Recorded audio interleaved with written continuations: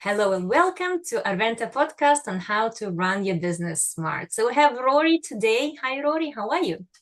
Hi, Doria. It's good to meet you.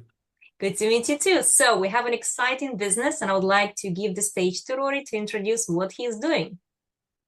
Thank you so much. And also, thank you very much for having me on your podcast. I'm delighted to be here and to share a little bit about what I do. Also, the area of artificial intelligence, which is where I kind of specialize. A little bit about me. I'm an independent consultant in the area of generally tech exchange, and also specializing in artificial intelligence. What that really means, and I always like being specific about it, is teaching people how to use things like ChatGPT or Claude or vibe coding platforms like Lovable or Base 44.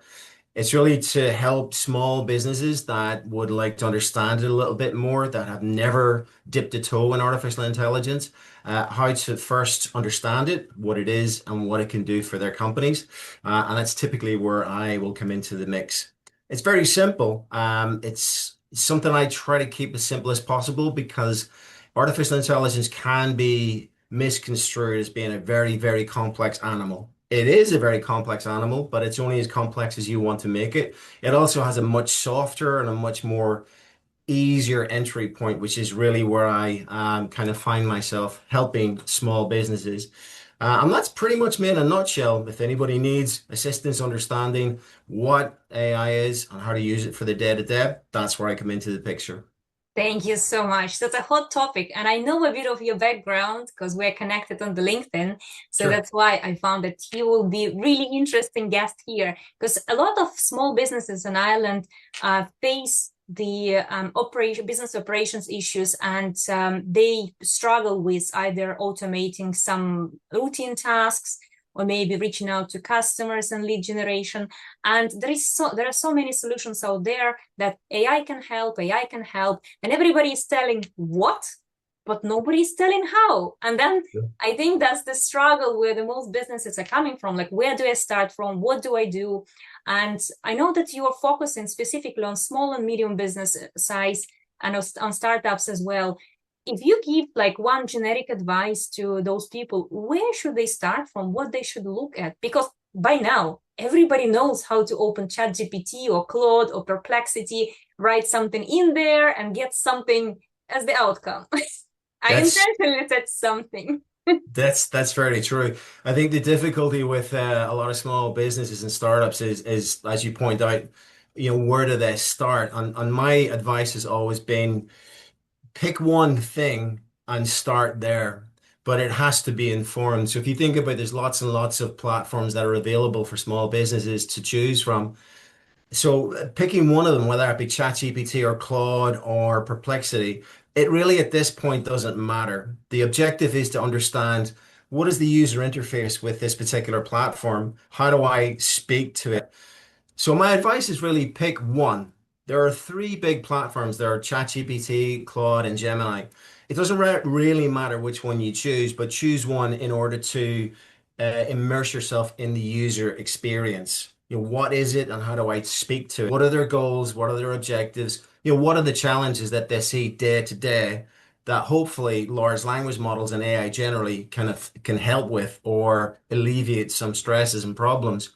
So my biggest thing in terms of advice, pick one and then understand what it is your business goals and challenges are and ask that large language model to review them. I think a lot of mistakes that small businesses make, Daria, is that they don't realize that they can ask the model to help them. A lot of them realize or think quite wrongly that they need someone else to help them understand what a large language model is. I worked with a client day before yesterday specifically about this. And this individual thought that they had to spend hundreds, maybe even thousands with a human consultant to learn what ChatGPT is. And when I'd said to them, why don't you just ask ChatGPT what it can do for you? That was a light bulb moment for that individual. I That haven't was thought of something. that. Yeah. And it's across the board. These models are so intelligent and so flexible that they are a partner to you without you actually really realizing it. If you open up Claude and you say to Claude, look, I'm a small business owner, I'm an actuary, and I deal in insurance. How can you possibly help me? And that's the start of the conversation, and you can iterate from that point forward. You can feed that large language model all of your business details, documents, what your challenges are, your customer personas, how does your day look? Give that model all of that information and then ask it to help you. And this is the single biggest light bulb moment I see with small businesses. That's really interesting point, and thank you so much for this recommendation. I'm tempted to ask you a question that everybody's focused on right now, and especially in regulated industries or within the businesses where the customer data is super important to preserve within the EU or within the same company. So there is a bit of mistrust going on, and with the between AI and humans. How do you handle that normally? Because if people know by now that if you put the data somewhere in any of the LLM models, it might go somewhere else, or it might teach the model, and so on and so forth. So not everybody is open to do that. So how do you deal with these situations? Yeah, that's a really good question. And it's something that I came across quite regularly in my time with HubSpot, which was a large data CRM system for a very broad description of it.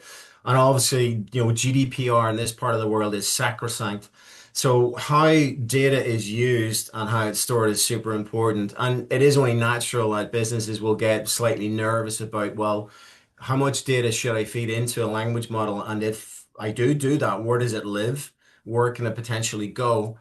So that's an understandable kind of question and query that businesses should have. The initial sort of answer to that is only be comfortable using data that you would be happy to be reviewed in public. Add that to your large language model.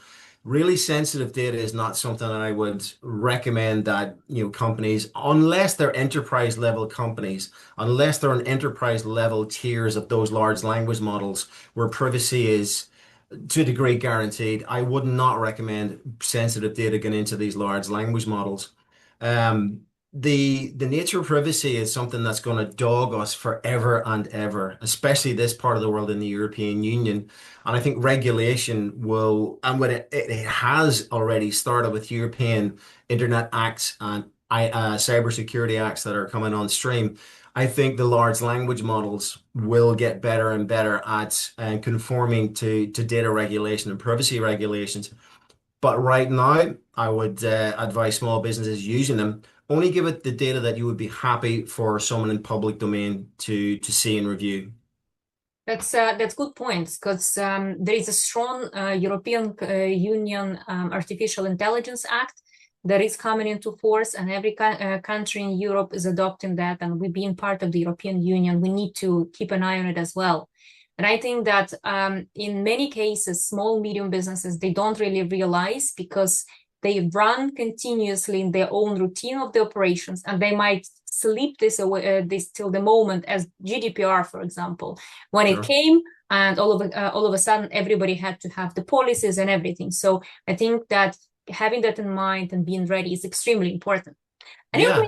if we gonna talk about your company specifically, what do you use on the daily or weekly basis to make your life efficient, less admin focused, and to be a free person from the admin tasks? Honestly, it changes almost by the day, and that's one of the things I really love about it is that there's almost like an arms race when it comes to the sort of the tech landscape that's out there that can help someone like me or anybody in this sort of situation have a much more efficient day. Up until about 2 or 3 years ago, Google tools or Google G Suite was the ultimate efficiency model where you had calendar, Gmail, Docs, Excel spreadsheets, slides, all of that. That's where the efficiencies in the admin lived. But now you've got things like Gemini that can hook into your own personal calendar, your Gmail, your Docs, that can act to a very basic degree as an admin intern, if you wish. So I use Gemini almost exclusively for kind of internal tasks, any admin for the business. It's all Gemini because I have it linked into all of my kind of calendar, Gmail, Docs, and that's the one that I use the most for the sort of day-to-day admin. But when it comes to other areas, like if I think I need to build a project for a potential client or a pitch for a client, I can oscillate between Claude to build out a project scope for a particular client based on that client's needs, their industry, their sector, or I might use ChatGPT for other specific needs, whether it be the codex aspect of it, the projects aspect of it, or the image generation aspect of it. So it depends what's happening. If I have a day where it's just me and admin, then Gemini and all of the G connectivity there. If it's working with clients and customers, typically it can be an oscillation between Claude and ChatGPT. But again, I think some of the most important aspects of all of this is try things. Be prepared to make mistakes, be prepared to invest time and energy and effort in these platforms and see what works. Because some of the best advice I've given clients over the years that I've been working in tech is that not every tech stack is going to work for every single individual or individual company. It just doesn't happen that way. These out of the box solutions are gone. The days of one platform fits everybody are finished because we have so many options now that we can tailor our tech stack to suit our needs. We don't have to try to crowbar our business into a one solution or one size fits all solution. I know that's a bit of a broad stroke kind of answer to the question, but my advice would be try everything that's there, be aware of everything that's out there and see what works for you. But it's ultimately, how a small business values efficiencies. Yeah, I think that your answer is spot on. And I want to touch another question here.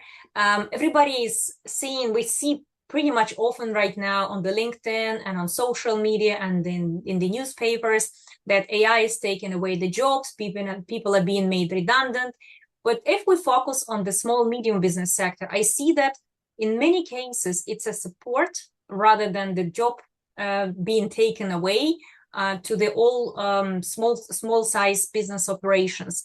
What do you think? What's your point of view? Is it taking away the jobs in small medium business sector, or is just helping them to thrive in the conditions that we are now?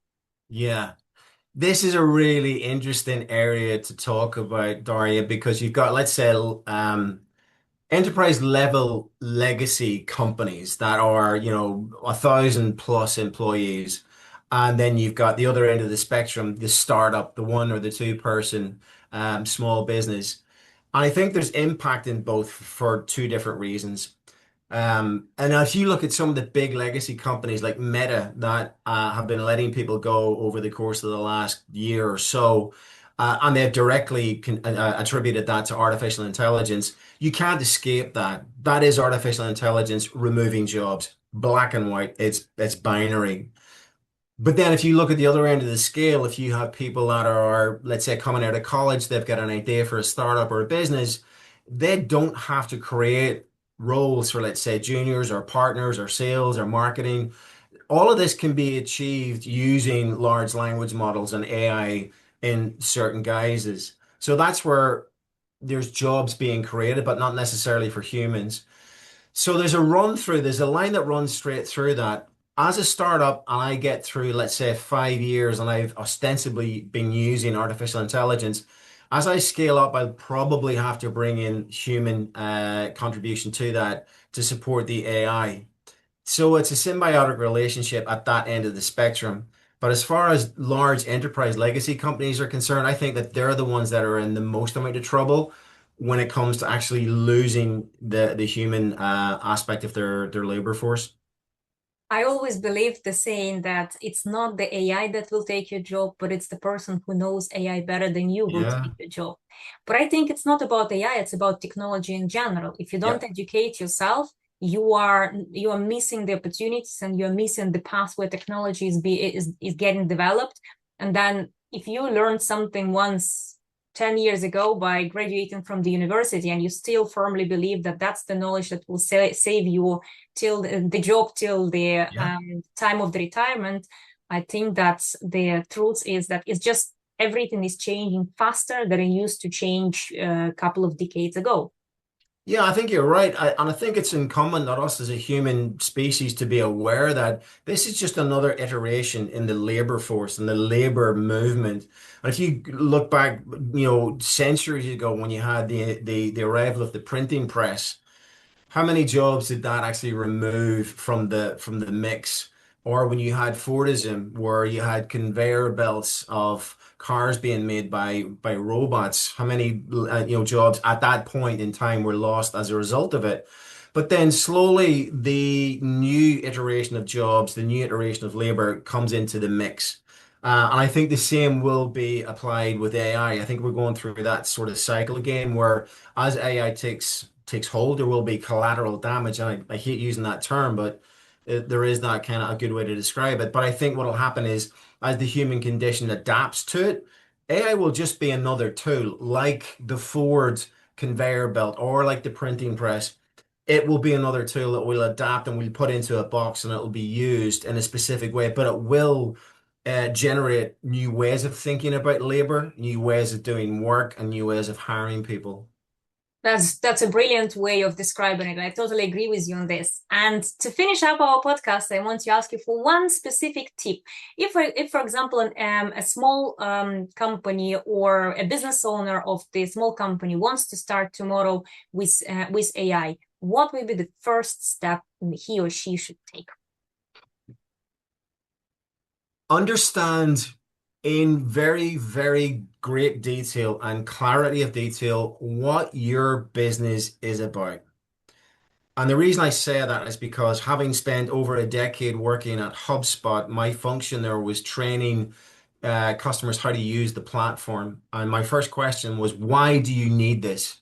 Why do you need a piece of software? What are the challenges that you're facing right now that you're hoping that this will solve? And that kind of separated these businesses into, yes, you're a good use case, or maybe not. Companies that didn't really know what they needed from the software were the ones that ultimately didn't make any success from it. But the companies that went, I have these challenges, these are my goals and objectives, and I want this software to do X, Y, and Z. So that's the most important thing. Before you even open up ChatGPT or Claude or Gemini, get very detailed about your business. What are the challenges that you face? What are your objectives as a business? And what do you expect the AI to help with in those areas? When you have that, and only then should you start looking at artificial intelligence as a partner in your small business. Absolutely brilliant advice. Find your why first. So, guys, thank you so much for listening to the Arventa podcast. And thank you, Rory, for being the guest. You gave absolutely brilliant advice today. And I think it will be extremely useful for everybody watching. Thank you so much.